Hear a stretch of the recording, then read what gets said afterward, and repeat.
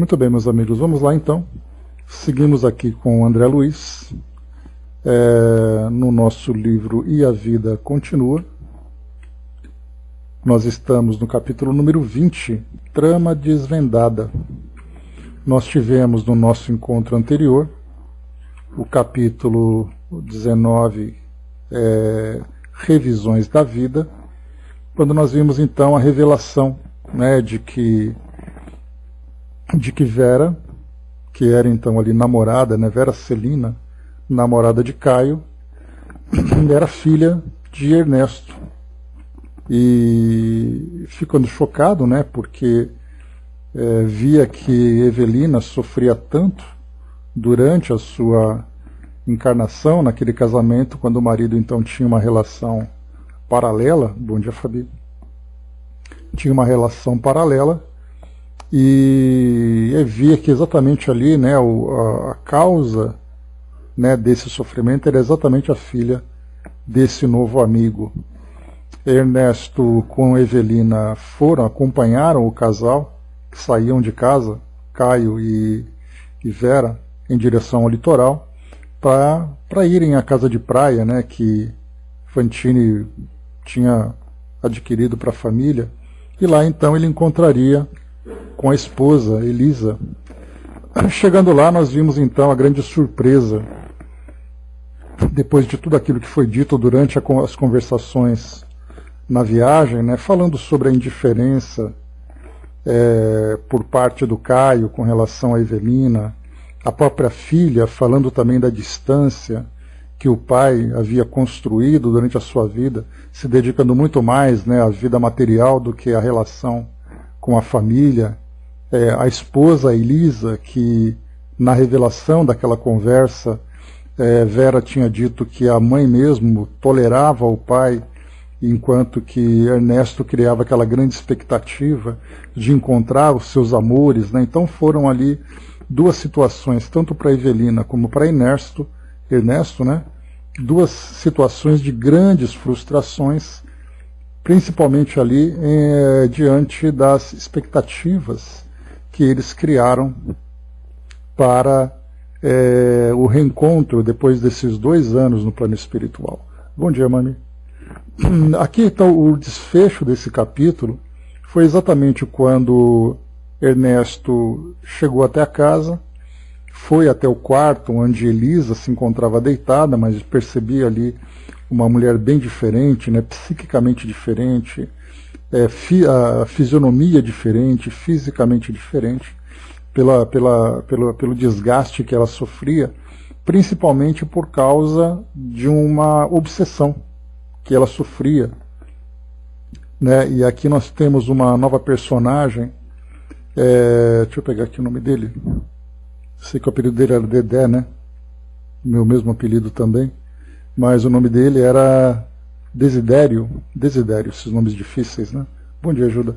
Então Desidério era ali aquele que foi vítima do assassinato que Ernesto havia cometido quando encarnado, por causa de ciúmes. Só que em vez de ele eliminar aquele que era o seu adversário, assim ele considerava, na verdade ele fez com que o Desidério se aproximasse ainda mais da esposa e se instalasse dentro de casa, criasse um vínculo profundo, porém doentio com ela, e ali então ficou durante esse tempo todo, em vez de distante como Ernesto desejava, ficou mais próximo ainda do que ele imaginava. E ali então eles se reencontraram, né? Elisa tinha ali uma sensibilidade mediúnica que percebia os espíritos, e isso parecia com que ela tinha se transformado numa mulher dementada, né? Pelo fato de não entenderem a mediunidade que ela possuía, e ela também percebeu a presença de Ernesto. E ali ao grito então ela pediu que Ernesto se afastasse, meio que por uma explosão emocional, vendo o marido ali, portanto ficando bastante assustada, e ao mesmo tempo também transmitindo os mesmos sentimentos que Desidério possuía, agredindo verbalmente o Ernesto, né? Então foi nesse contexto que nós saímos, né, do nosso capítulo 19, aqui só para ler o trechinho. Bom dia Maza. Aqui no final, então, foi colocado... deixa eu ver aqui no finalzinho. Então é justamente quando Ernesto transpunha a porta em retirada, Desidério dos Santos, o inimigo, saltou do leito em que jazia parado e tomou-lhe a frente desferindo brados terríveis. Né? E aqui então vem o confronto e a trama desvendada, que é o nome do nosso capítulo. Patife, celerado, vociferou o agressor, você não se afastará sem contas. Plantou-se à frente de Ernesto e barrando-lhe o passo. Você acreditava que era só acabar comigo, hein? Fique sabendo que, intentando privar-me do corpo, não obteve outra coisa senão colocar-me em sua própria casa. Vivo aqui, moro aqui e sua mulher me pertence. Fantine, de sentimento apurado, qual se achava, depois de tantas refregas, implorou: ó Desidério, estou arrependido, perdoe-me. Perdoar isso nunca. Estou longe do fim. Vocês me pagarão ceitil por ceitil, miseráveis. Miseráveis, vocês ocultam aí na terra o sangue do crime na capa do arrependimento e julgam que conseguem lavá-lo com lágrimas falsas. E zombeteando, ninguém morre. Vocês, bandidos que burlam a justiça do mundo, serão punidos pela justiça divina. E a justiça divina, em meu caso, sou eu mesmo. Espírito vingador, sim, sou. E quem me contestará esse direito? Aqui também, nesse início, a gente começa a analisar, né,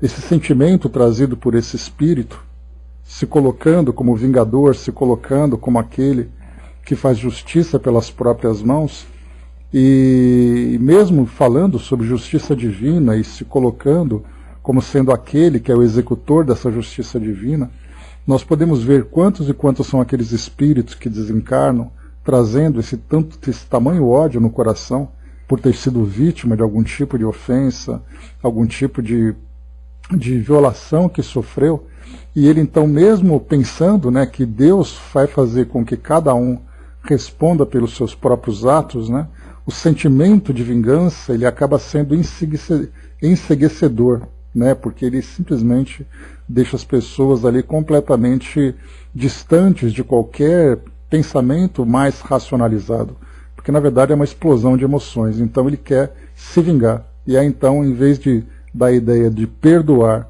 e deixar que a própria justiça divina encaminhe todos aqueles que são culpados perante a própria consciência para o seu reajuste, né, através de provas, através de expiações, então o imediatismo de todos nós ainda nessa condição em que nós nos encontramos é fazer com que nós façamos a nossa própria justiça.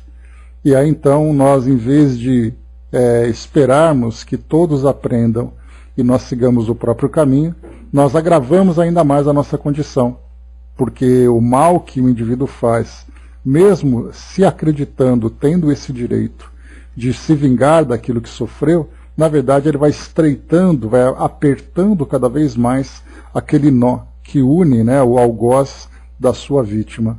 Então ali a gente vai vendo, né, quantos e quantos são aqueles que dificultam e acabam estendendo cada vez mais ali o seu tempo de sofrimento no plano espiritual. Porque mesmo sendo um espírito vingador, como ele se coloca aqui, existe um sofrimento, embora ele deixe de se importar com o sofrimento. Porque a gente lembra que é muito fácil para nós nos adaptarmos a essa situação. Então a gente pensa, bom, já que eu me encontro nessa condição, já que o sofrimento é parte da minha vida, então eu vou sofrer intensamente, eu vou fazer sofrer também. Sem ter aquela lucidez, né, de que ele pode mudar essa situação, começando a construir a felicidade. Então aqueles espíritos, por exemplo, que no plano espiritual dizem, eu vivo no inferno mesmo, então aqui é meu lugar, eu não vou sair daqui, ele simplesmente se entrega e deixa a vida levar. E ele vai vivendo de acordo com as leis. Mas depois, então, depois de muito tempo, quando o cansaço, quando a exaustão surge, aí então ele começa a receber ajuda e aí depois ele começa a se reconstruir. E é um trabalho longo, nós sabemos, né? Então, aqui esse espírito se mostra bastante endurecido nessa condição e aí nós vamos encontrar essa mesma justiça divina encaminhando cada indivíduo para o seu reajuste, né? Então nós temos ali as reencarnações compulsórias, os reencontros obrigatórios, né? Então temos ali vários mecanismos que vão fazer com que cada espírito reencontre o seu caminho rumo a esse aperfeiçoamento, né? A superexcitação do desventurado provocava nele mesmo o corrompido pranto do ódio, e era igualmente chorando que proliferava, que profligava. Cretinos delinquentes, perdi a existência, meu lar, minha esposa, minha filha, e vocês esperam de mim um prêmio à crueldade com que me aniquilaram. Então vocês exterminam um homem e exigem que esse homem lhes beije as mãos? Abusam da impunidade com que a terra do sepulcro lhes cobre os atos perversos e ainda reclamam o louvor das vítimas tombadas indefesas? Ernesto soluçava. Ajoelhou-se de mãos postas diante do vencido de outro tempo, em sinal de humildade. Ah, se soubesse que amargas provações lhe combaliriam a alma, nunca teria empreendido o retorno à casa. Saberia tolerar as cruciantes saudades da esposa e da filha, acomodando-se a outros climas de luta. Entretanto, os 2 anos de meditação e de estudo aprendera, em 2 anos de meditação e de estudo, aprendera que cada espírito recebe da vida das leis de Deus, nas leis de Deus, segundo as próprias obras. Certificara-se de que criatura alguma logra despertar da própria consciência e que chega invariavelmente para o culpado o dia da expiação e do reajuste. À face disso, recorria intimamente ao apoio da prece, suplicando a Jesus lhe revigorasse os ombros para carregar a cruz, que ele mesmo talhara com os próprios erros. À medida que ele se mantinha de joelhos, flectidos na areia da entrada, fitando o céu fulgente de estrelas, Desidério continuava. Covarde, levante-se para enfrentar as consequências de sua falta. Somos agora 2 homens, nas mesmas condições, sem a máscara do corpo, qual você me quis, há mais de 20 anos. Onde estão agora sua prosápia, seu sorriso de mentira, sua arma frouxa? Ah, Desidério, eu não sabia, pois sabia, canalha matador, pois saiba, canalha matador, que estou vivo. Sim, sei, gemeu Fantine, com um estertoroso esgar, e rogo a Deus me perdoe pelo mal que lhe fiz. Se Deus existe, estará de meu lado. Você não pode invocar o nome de Deus para acobertar-se. Reconheço, mas imploro a você, Desidério. A frase, porém, desfaleceu na garganta que a dor sufocava. Implora o quê?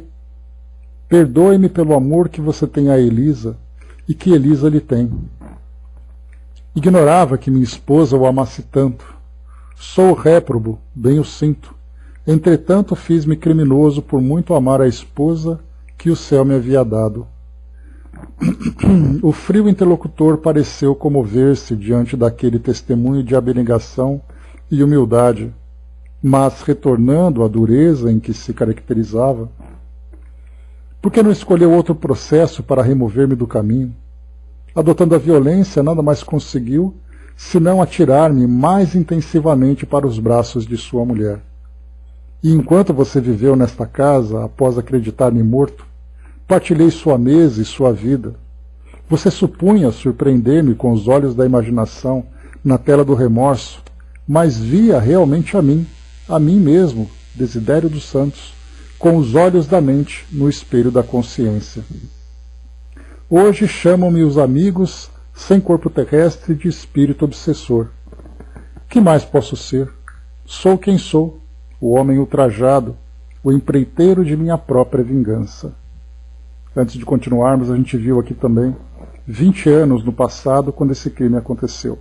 Logo depois desse acontecido, o espírito já estava vinculado a toda aquela família, e Ernesto, então, conforme ele mesmo aqui, né, conforme o Desidério traz para nós, cada vez que vinha aquele pensamento de culpa, aquele drama de consciência em Ernesto, imaginando, tendo ali a imagem, né, na sua mente de Desidério, do crime que aconteceu, na verdade ele estava realmente recebendo as projeções daquele espírito.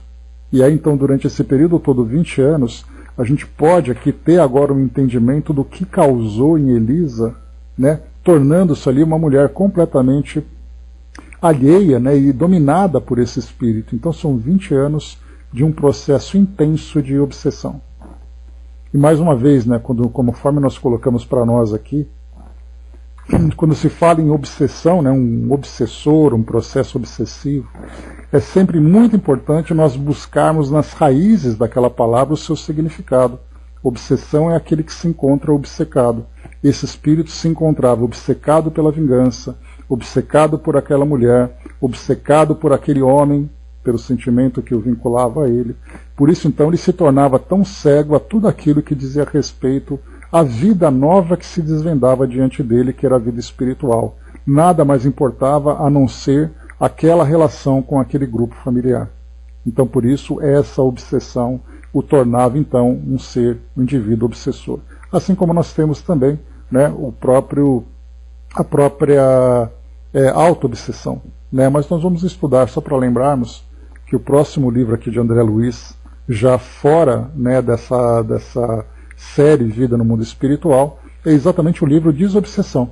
Então, nós vamos estudar um pouco sobre isso, né? Certamente André Luiz vai trazer para nós as causas, as consequências, as terapias que são utilizadas dentro desse caso, a gente vai conseguir se aprofundar um pouco mais.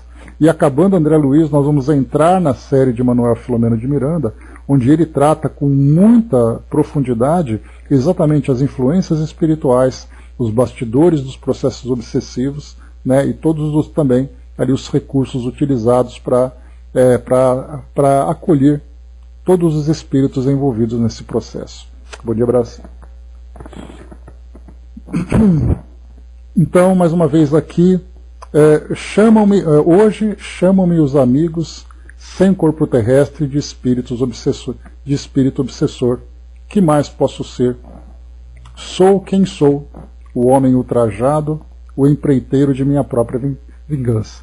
E só mais uma vez aqui em complemento, quando nós falamos no espírito obsessor, assim como acontece a nossa visão principalmente aqui do mundo material, que o obsessor é aquele espírito doente, é aquele espírito mau, é aquele espírito que precisa ser afastado, que tem que ser arrastado por uma sessão de desobsessão num centro espírita, ou qualquer outro tipo de tratamento que nós encontramos hoje para afastar esses espíritos que são considerados inimigos e tudo mais.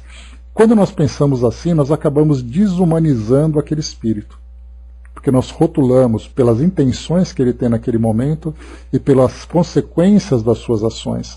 Mas quando nós desumanizamos, nós nos esquecemos da sua história. E aí então nós vamos entender que todo espírito tem uma trajetória, que na verdade ele não é um obsessor, ele se tornou um espírito obcecado por razões que muitas vezes desconhecemos. E aí então nós buscamos nas raízes, né, daquela situação, e nós vamos perceber que aquele espírito sofreu, aquele espírito ali teve ali as suas razões para buscar a sua própria justiça, ou para poder ali justificar as suas ações dentro do seu entendimento, exatamente por não ter ainda o devido esclarecimento e não ter ainda também ali o entendimento sobre os caminhos que ele poderá seguir.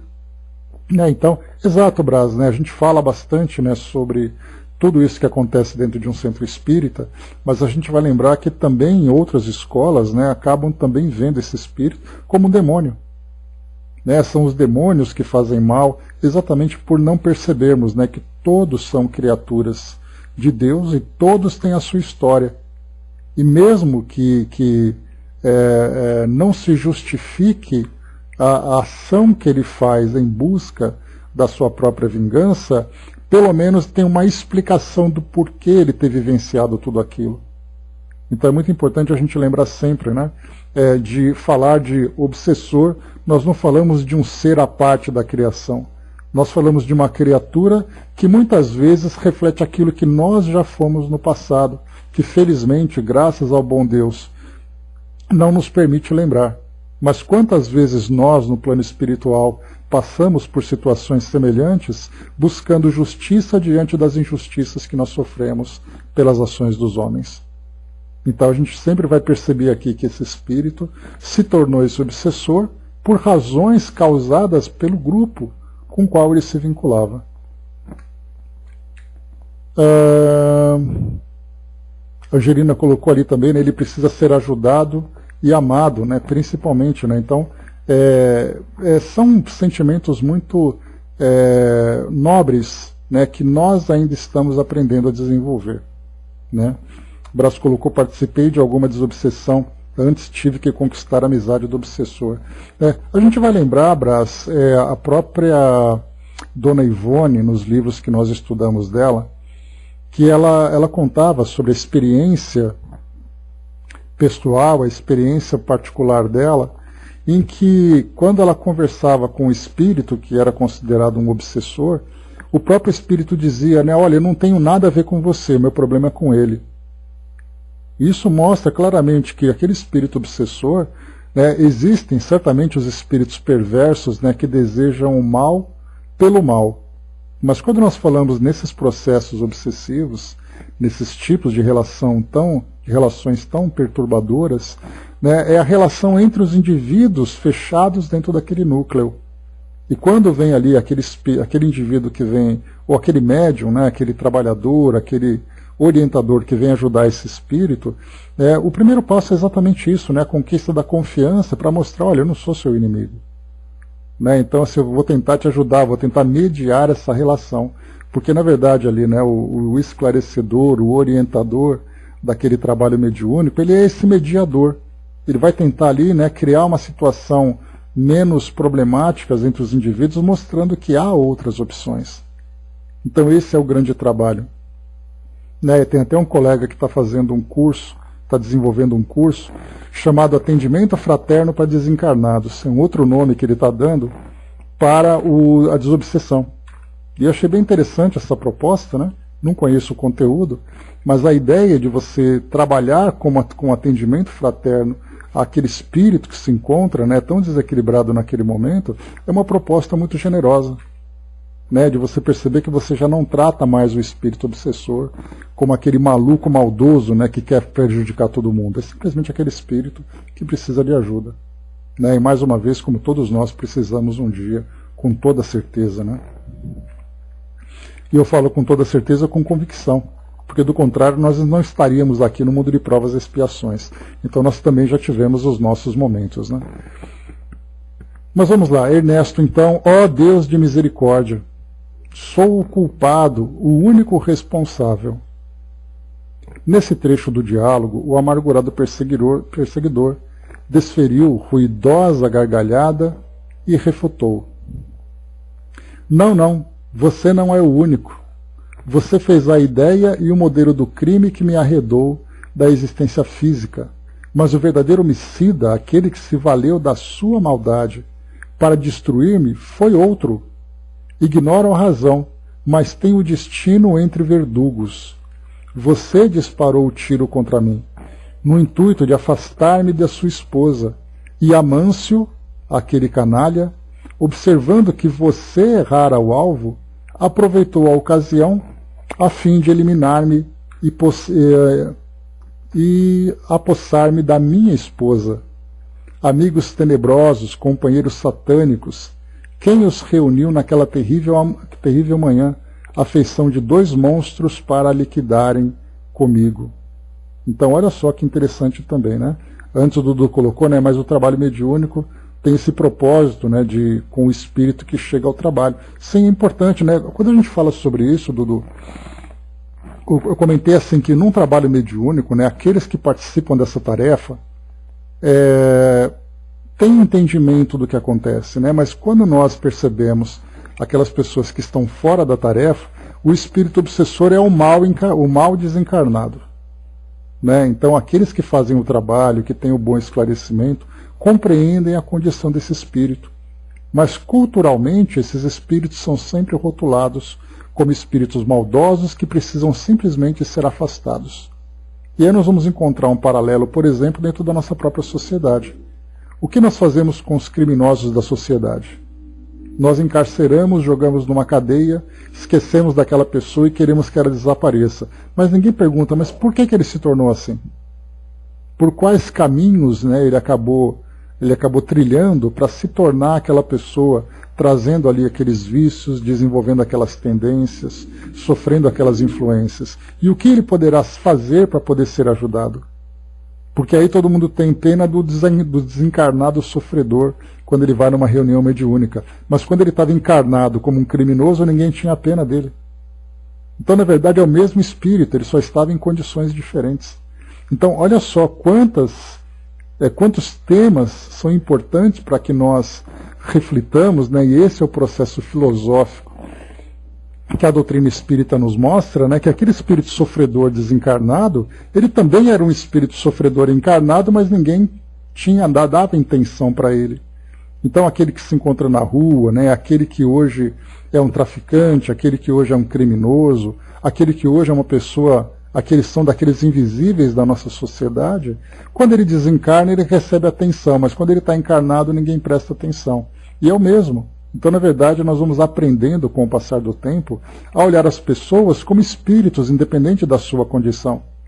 E é muito melhor nós ajudarmos aquela pessoa enquanto ela está encarnada do que depois como desencarnado, porque o próprio Kardec traz isso para nós. Não me recordo se foi no livro O que é o Espiritismo, não me recordo. Mas ele diz assim, né, a pena de morte, por exemplo, é um grande erro. Porque a única coisa que você faz quando você executa um criminoso é deixar ele muito mais livre do que ele estava, para fazer ele tudo aquilo que ele quer fazer. Então não adianta a gente pensar em exterminar o criminoso, porque o espírito é imortal. Né? Então, assim, todos nós temos que olhar para o mundo dessa forma. Estarmos encarnados é uma grande oportunidade. Depois aqui então, voltando aqui para o nosso texto, nós vimos aqui então que Amâncio, olha só que a grande revelação, Ernesto via em qual é o nome dele aqui mesmo? Desidério, né? Ernesto via em Desidério o seu opositor, o seu inimigo. Bom dia, Marião. O seu inimigo, porque ele tinha interesse em Elisa, né? O Desidério tinha interesse na Elisa, que era esposa de Ernesto. Ernesto, então, tomado por ciúme, elimina Desidério.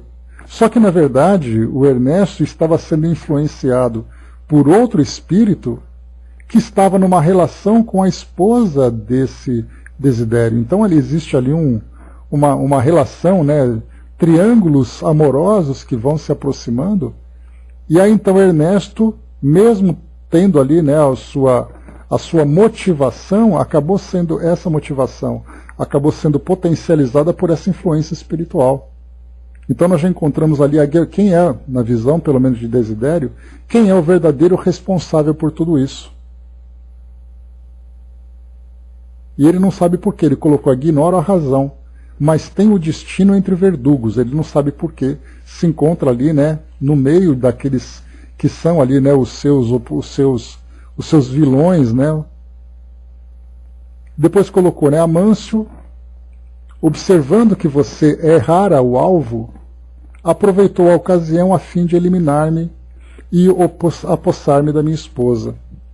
Amigos tenebrosos, companheiros satânicos, quem os reuniu naquela terrível manhã, à feição de 2 monstros para liquidarem comigo? Recolhendo a revelação, não obstante o sofrimento que lhe revolvia as entranhas da alma, Ernesto rememorou o dia funesto em que ele e os 2 companheiros se entregaram à busca de codornas. Então foi uma caça, né, que eles foram ali se entreter, né?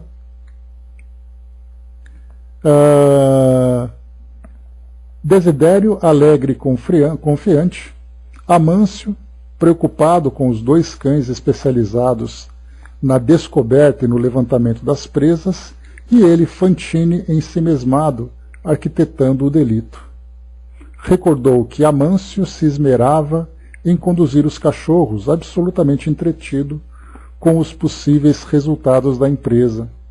Depois de algumas pequenas incursões pela mataria, com balásios infrutíferos, Desidério escalara um tronco de árvore velha e cravara-lhe cravara-se entre galhos robustos de espingarda na mira das aves em voo.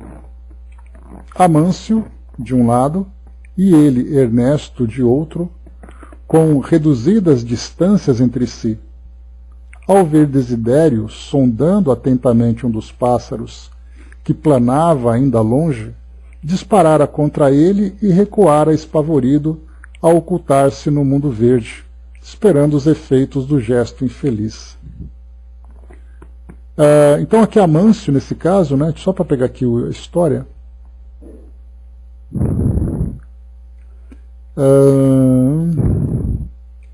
Então Amâncio aqui disparou contra Desidério. Não percebera qualquer grito, mas sim outros tiros que atribuiu, como era óbvio, a arma de Amâncio em ação de caça. Decorridos nada mais que 2 a 3 minutos, escutara os brados do companheiro clamando por socorro. Alarmara-se, agoniara-se. Todavia, arrastou-se quase até o local em que o corpo de Desidério se retorcia no fim. Transtornado, não conseguia mentalizar outra coisa que não fosse o próprio terror diante do erro cometido, e por isso aceitou com alívio a versão imediata do amigo que anunciava em voz alta: acidente horrível, acidente horrível. Acidente. Não era aquela suposição ideal para inocentar-se? O parceiro caçador dirigiu-lhe estranho olhar, como quem o responsabilizava sem palavras pela ocorrência, ao mesmo tempo que lhe propiciava mostras de compreensão e simpatia. De chofre, lembrou-se de como a chumbada lograra penetrar sob a mandíbula, ganhando a região cerebral, o que lhe causara enorme estranheza. No entanto, aqui ele estava fazendo uma análise do tiro, ou seja, Ernesto vendo que o tiro entrou numa direção, mas ele estava em outra. Então isso foi estranho quando eles começaram a olhar. No entanto, as circunstâncias não lhe permitiam quaisquer averiguações. Aprovara a confusão que o favorecia e, como que suavizara a dor da própria consciência, ao ver que populares amigos compareciam junto dele, em pequenos grupos, admitindo a tese de desastre causal para o calamitoso acontecimento. Omitira deliberadamente todas as dúvidas suscetíveis de impedi-lo à confissão do próprio delito. E de alma opressa, recordou-se de que, após o enterro da vítima, desligara-se para sempre de Amâncio, a pretexto de desgosto, e se empenhara com todas as forças de que dispunha a olvidar a esposa e a filha pequenina do assassinado, cujos gritos no dia inesquecível lhe haviam conturbado o coração, convencido qual se achava de que fora ele o réu único. Transido de assombro, Ernesto verificava que todas as cenas da tragédia se lhe reconstituíam na delicada película da memória, em apenas segundos. E Desidério, como quem via nos lances mais íntimos daquela desesperada retrospecção, insistia implacável. Lembre-se, miserável, lembre-se de como vocês dois, cínicos matadores, me eliminaram. Como afastar-me do corpo inerte sem detestá-los? Enlouquecido de sofrimento e revolta, recusei enojado os braços piedosos de enfermeiros que me buscaram para outras terras, não sei. Aqui então ele já comenta que, já desencarnado, tendo ali a assistência de espíritos enfermeiros, então ele, tomado por essa revolta, recusou esse auxílio. Já que em outra vida me surpreendia depois da morte, não a desejava senão para a desforra. Ainda assim, você não me encontra mais na furiosa aversão dos primeiros tempos, conquanto meu ódio ainda tenha suficientes reservas de fogo e fel para despejar-lhe no espírito. Avalanchas de provação se abateram sobre mim. Entretanto, você, o suposto homem de bem, receberá agora, no tribunal da sua consciência, por minha vingança máxima, o peso inexorável de minhas acusações. perseguindo num misto de crueldade e pranto, nojo e dor. Pense no martírio com que me reaproximei, desencarnado, da esposa jovem e da filha ainda tenra, para ver Amâncio, o assassino, senhorear-lhes a existência. Ah, Fantine, acredita você que, a princípio, eu quisesse tanto a sua mulher? Não. Eu era um homem sem qualquer princípio religioso e, por esse motivo, sem qualquer orientação definida.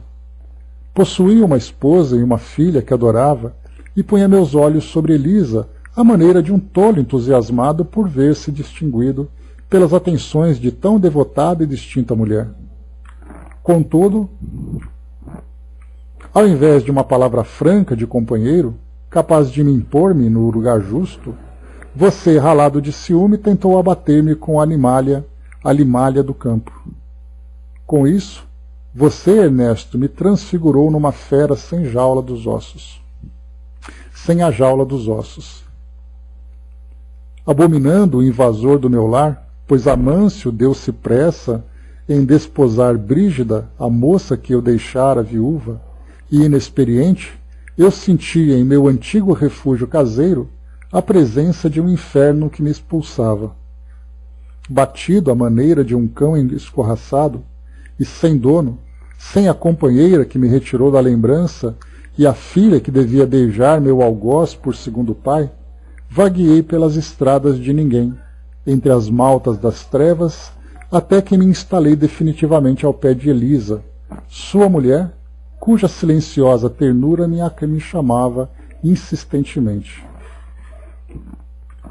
Aos poucos, do ponto de vista do espírito, ajustei-me a ela como o pé ao sapato e passei a amá-la com ardor, porque era ela a única criatura da terra que me guardava na memória e no coração.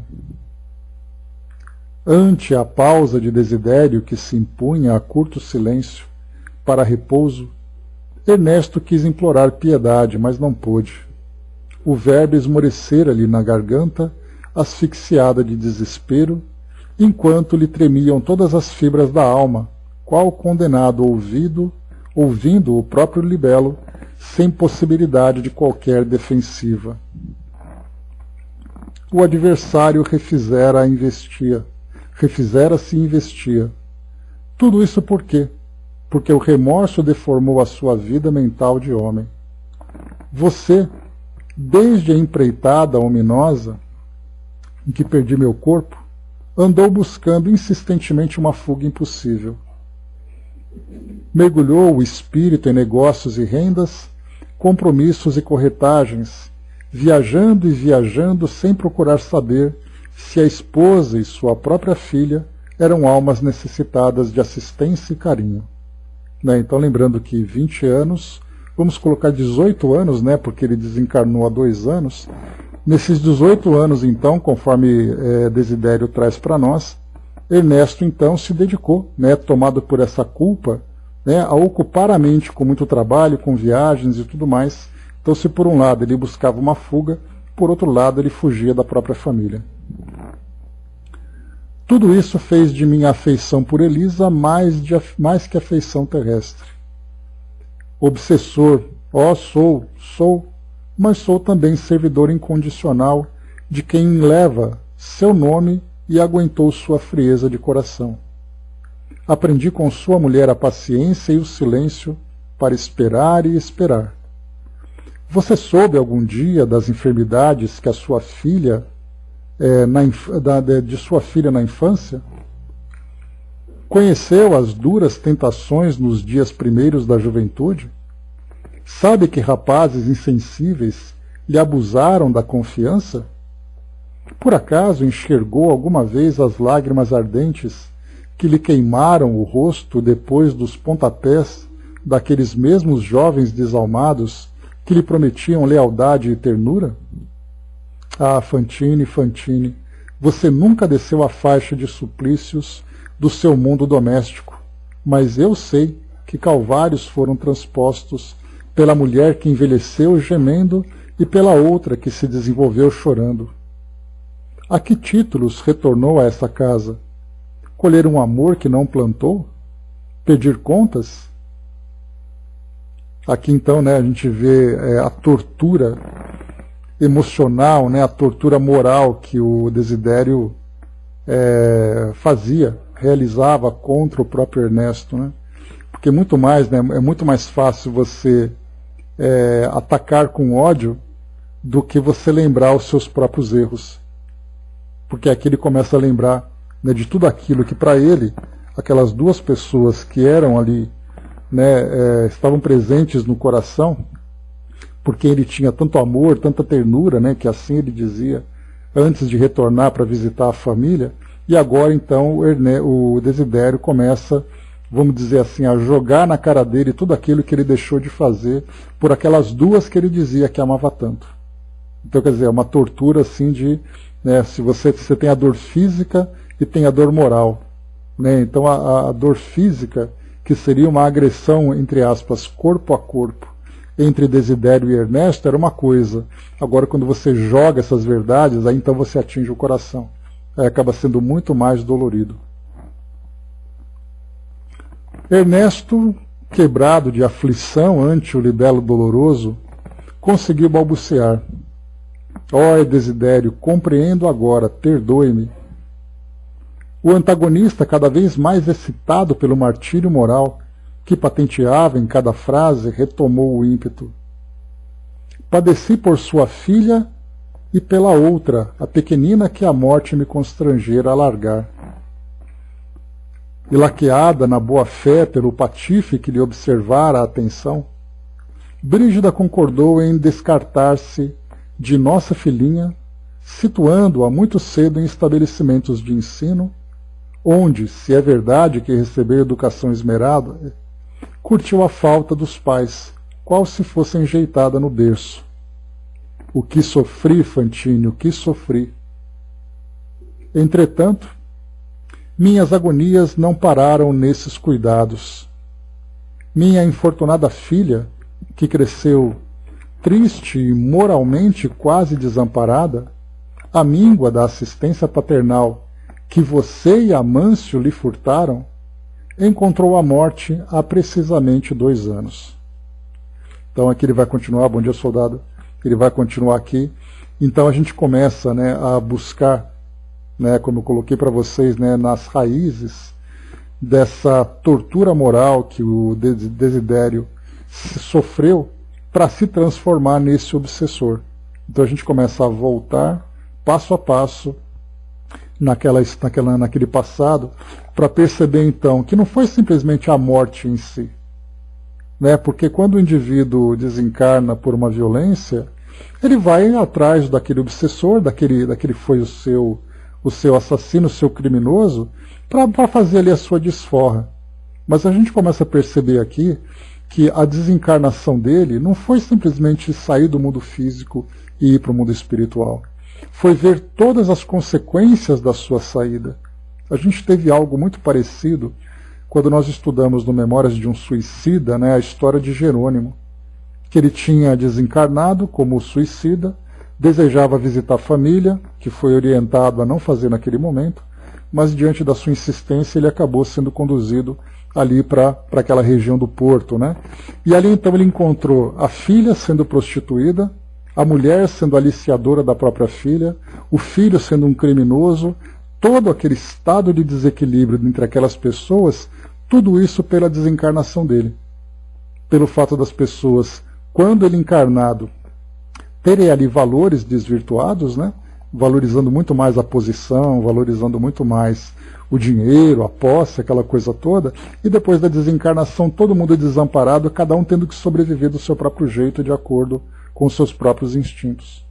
Aqui nós vamos encontrar então Desidério, depois da desencarnação dele, percebendo que a esposa então foi desposada por outro homem, percebendo então que a filha que ele tanto amava foi colocada num colégio interno e ficando esse tempo todo sem ser devidamente amparada, depois vendo que a filha desencarnou por causa da ausência dele e do desinteresse, da negligência desse que era o padrasto, tudo isso por causa de alguém que provocou a desencarnação dele. Então a gente começa a construir do porquê dele se tornar um obsessor, do porquê ele ter esse sentimento todo. Então a gente começa a buscar lá nas raízes, né, quais são as causas e de que modo que ele, Desidério, também foi torturado moralmente, o que fez com que ele se tornasse assim.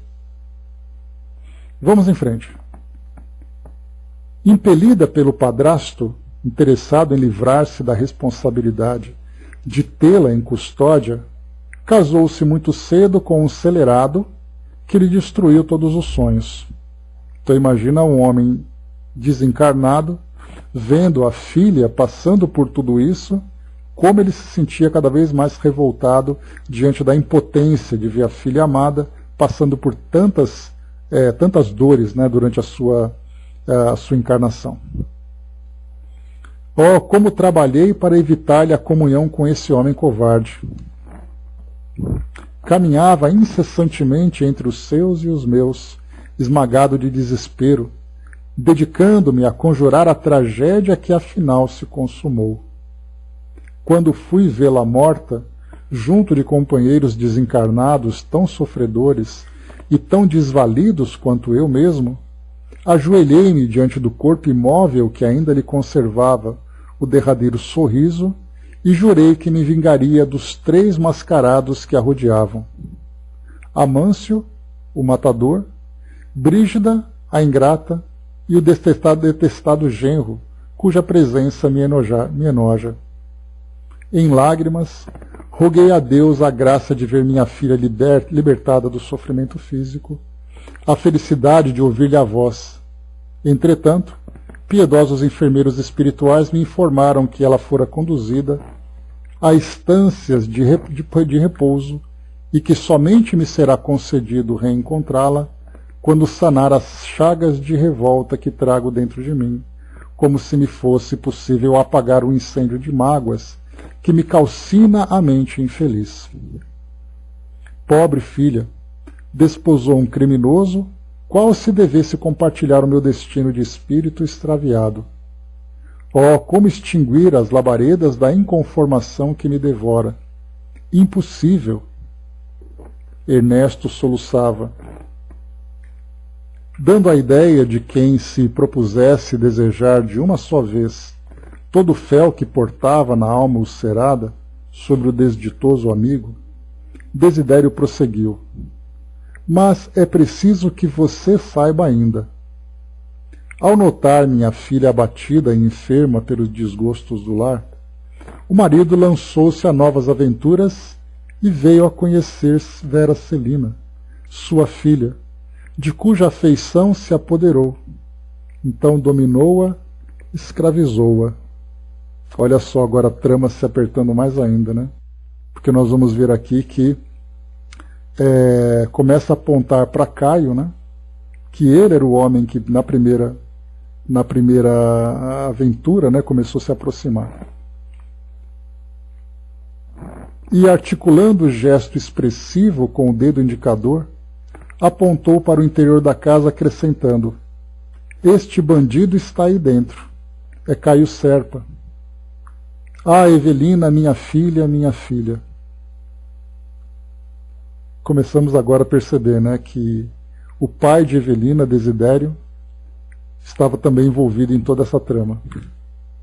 Nisso, quando Fantine percebeu toda a trama desvendada, com a enunciação dos nomes de Evelina e do esposo, sentiu como se o cérebro lhe estalasse de angústia.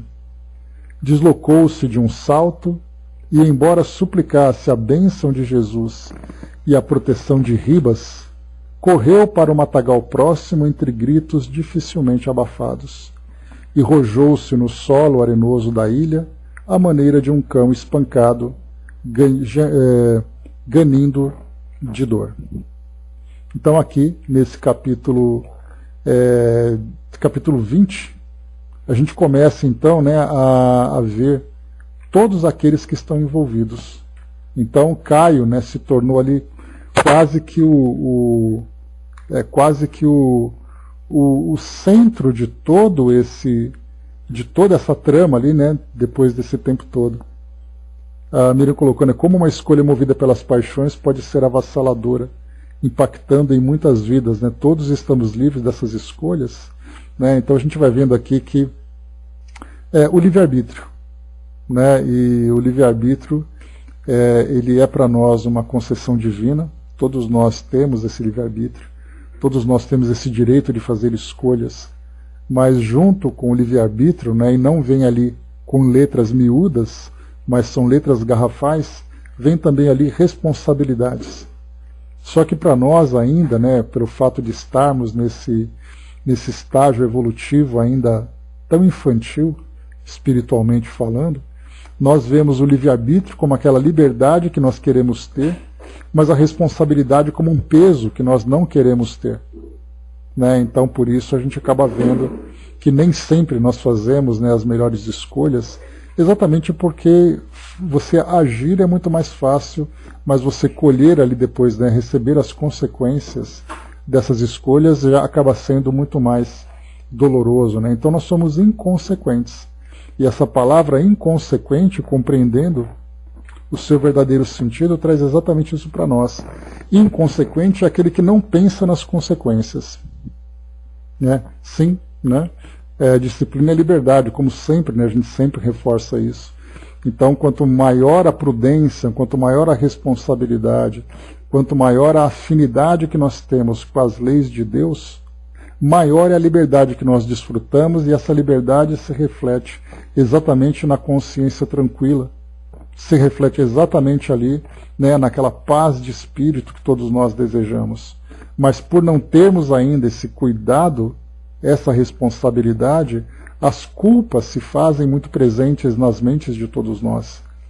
Culpas maiores, culpas mais intensas, culpas menores, porque as escolhas que nós fazemos ainda são escolhas inconsequentes. Mas aí vem exatamente, né, que é através do amadurecimento, é através do aprendizado, é através, né, das reflexões, dos valores que nós vamos desenvolvendo, é que cada uma das nossas escolhas então passam a ter um peso muito grande. Porque nós passamos então a pensar no depois, né, como o Raul lembrava, né, e depois, quando nós fizemos, né, quais serão as consequências? Será que nós estamos dispostos a isso? A pergunta não é se nós aguentamos, porque aguentar, não aguentar, vai ser a cruz que cada um vai ter que carregar, a cruz que cada um talha, como o próprio Ernesto trouxe para nós aqui no texto. A questão é se nós estamos dispostos a isso. Porque essa disposição significa você vai encontrar o resultado. E você está disposto a trabalhar para se reconstruir, ou você vai se entregar para o sofrimento que virá? Né? Então são todas essas reflexões que vão chegando para nós, que vão surgindo, né, para o nosso aprendizado. Por isso o estudo, né, do livre-arbítrio, né, dos valores que nós vamos então desenvolvendo, é fundamental para direcionar as nossas ações.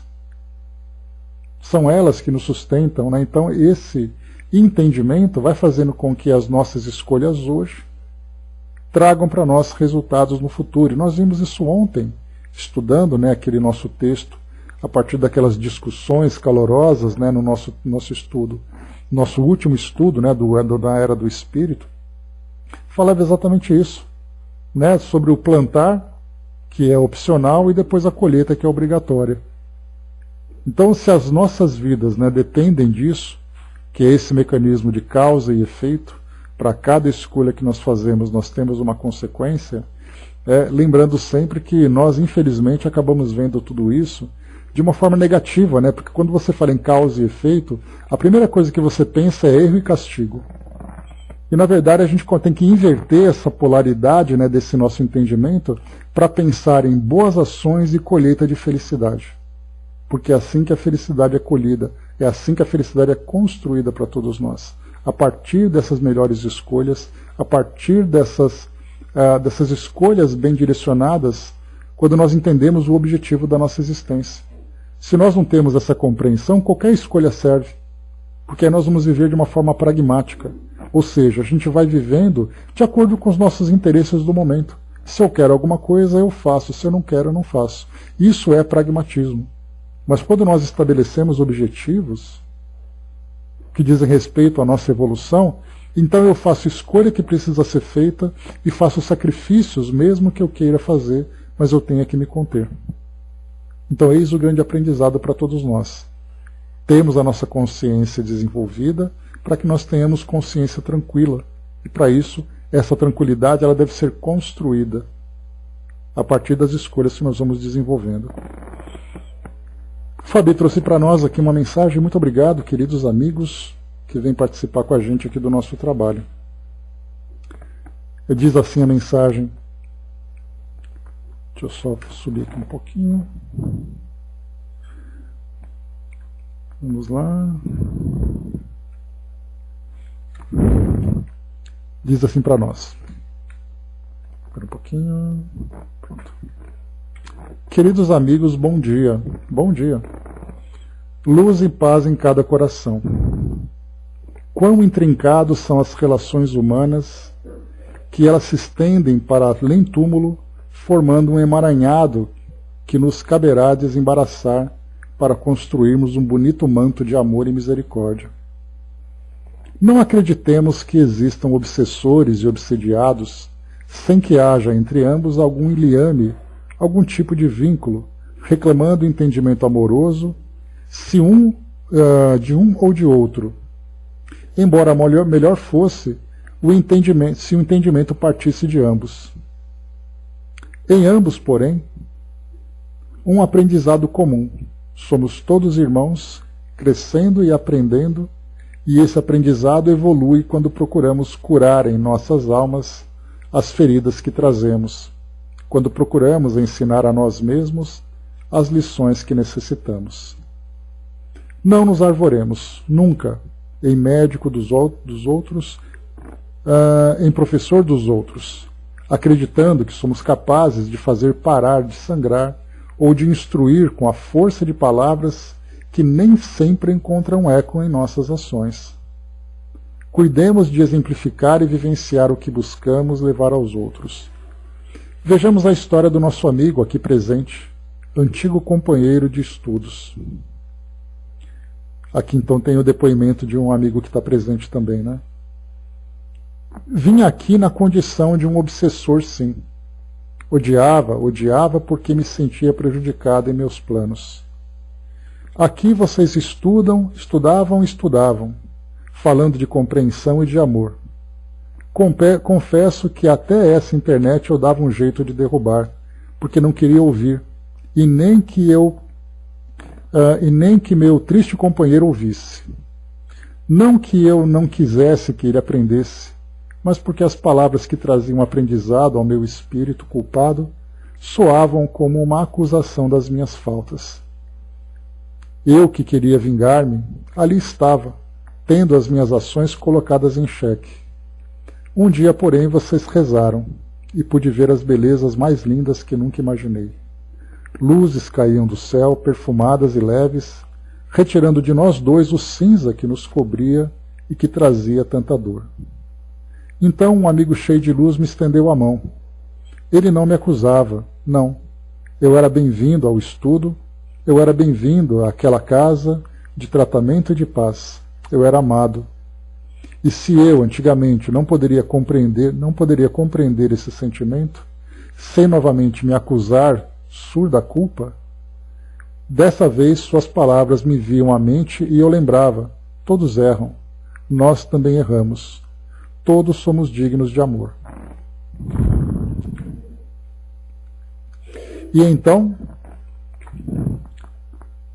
com a mão estendida, o irmão em luz me disse, sim, todos somos dignos de amor, e Jesus nos ama a todos. Não pude resistir mais. Hoje retorno aqui. Sei que a força da vida nos traz as lições que precisamos.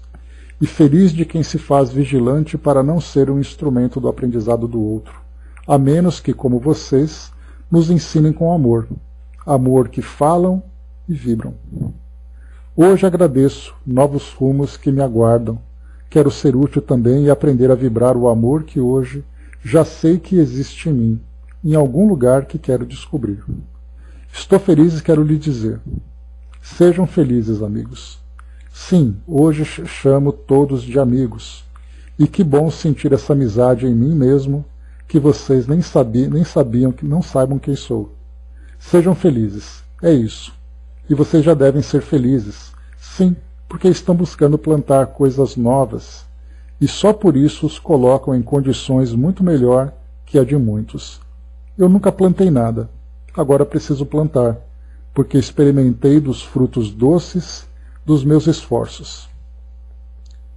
Amigos, oremos por nosso amigo por todo e por todos os que estão ao nosso lado, seja em que condição for, e continuemos nesse esforço de estudar e viver o que aprendemos, porque esse é o caminho certo para a felicidade que tanto ansiamos. Bom, é difícil a gente ter palavras, né, para poder agradecer esse amparo que a gente recebe, conhecendo a história, né, desses irmãos que participam com a gente, cada um trazendo a sua história. Muitas vezes são histórias que trazem, né, erros de nossa parte, erros da parte daqueles que nos acompanham, mas como eu gosto muito de lembrar, a gente tem uma tendência sempre a nos apegarmos por aquilo que é o mais doloroso, por aquilo que é o mais sombrio, mas se a gente pensar também nos acertos que a gente traz, né, tudo aquilo que eu já fiz de certo, ainda que seja tão pouco, que muitas vezes pode até ser ofuscado pelos nossos erros, né, mas os erros todos nós erramos, como foi colocado. Todos nós ainda estamos nessa condição de fragilidade, portanto a gente acaba buscando sempre o caminho mais fácil, infelizmente, acaba nos levando para esses equívocos, né? Mas a gente também tem muitos acertos. A gente sempre aprende que todo o auxílio que nós recebemos, todo o amor que nos envolve, é tudo merecimento dos acertos que nós temos, por menores que sejam, porque esses acertos que são essas pequenas fagulhas, né, que depois se tornam em grandes labaredas de amor dentro de nós, né? Então, pensemos muito nisso, né, naquilo que nós já acertamos, porque os erros vão ser consertados e os acertos vão ser potencializados, vão ser aumentados, né? E se a gente não tem bons plantios no passado, ou se não tem nenhum plantio no passado, já é hora então da gente começar a preparar a terra para novos plantios, né? E esse preparo vem exatamente desse começo, aprendendo, começando a ter essa melhor compreensão sobre o mecanismo da vida, sabendo que cada um tem a responsabilidade sobre si mesmo, que a felicidade depende de cada um de nós, né? A felicidade não é uma concessão, a felicidade não é um presente.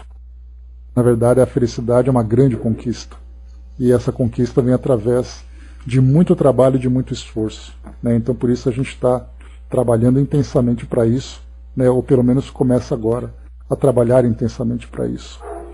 Então nós concluímos aqui o nosso trabalho, né? Agradecendo mais uma vez a presença da nossa querida Ana, aqui trazendo para nós, né, essa mensagem, esse depoimento tão belo desse companheiro que agora se torna amigo. Que se antes ele não se considerava amigo, agora se torna amigo do nosso grupo também, assim como tantos outros que nos acompanham. E nós vamos encerrando por aqui então o nosso trabalho, meus amigos, fechando aqui mais esse capítulo. E eu vou dar uma lida melhor com mais detalhes.